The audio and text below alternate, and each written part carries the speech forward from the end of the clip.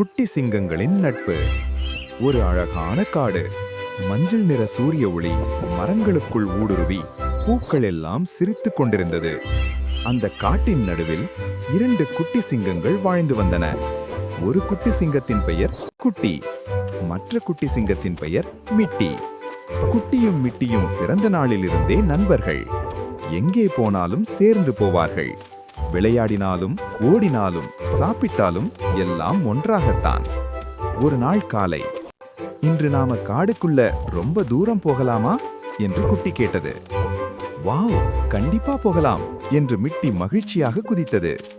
இருவரும் பறவைகளின் பாடலை கேட்டுக்கொண்டே மலர்களை மணந்து கொண்டே காடுக்குள் ஆழமாக நடந்தார்கள்.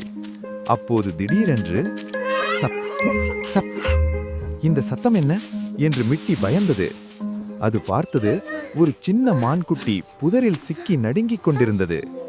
ஐயோ, இதுக்கு உதவி தேவை என்று குட்டி சொன்னது. குட்டியும் மிட்டியும் சேர்ந்து அந்த புதர்களை மெதுவாக அகற்றினார்கள். மான்குட்டி விடுபட்டு வெளியே வந்தது.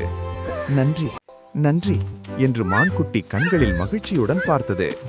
அதை பாதுகாப்பான இடத்திற்கு கொண்டு விட்ட பிறகு குட்டியும் மிட்டியும் திரும்பி நடக்கத் தொடங்கினார்கள். ஆனால் குட்டி, நம்ம வந்த வழி தெரியலையே என்று மிட்டி கவலையுடன் சொன்னது. காட்டுக்குள் சூரியன் மறைய ஆரம்பித்தது. இருட்டு வரத் தொடங்கியது. மிட்டியின் கண்களில் கண்ணீர் வந்தது. பயப்படாதே மிட்டி என்று குட்டி மெதுவாக சொன்னது. நாம இருவரும் சேர்ந்திருந்தா எதுவும் நம்மை பயமுறுத்த முடியாது. அப்போது தூரத்தில் ஒரு ஒளி தெரிந்தது. அது மான்குட்டி.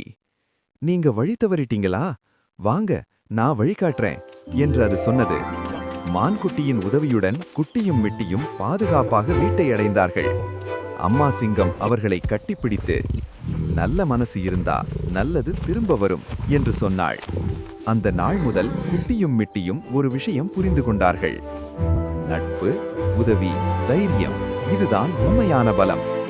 அந்த அழகான காட்டில் 2 குட்டி சிங்கங்கள் இன்றும் மகிழ்ச்சியாக நட்போடு வாழ்ந்து கொண்டிருக்கின்றன. Rainbow, lion face.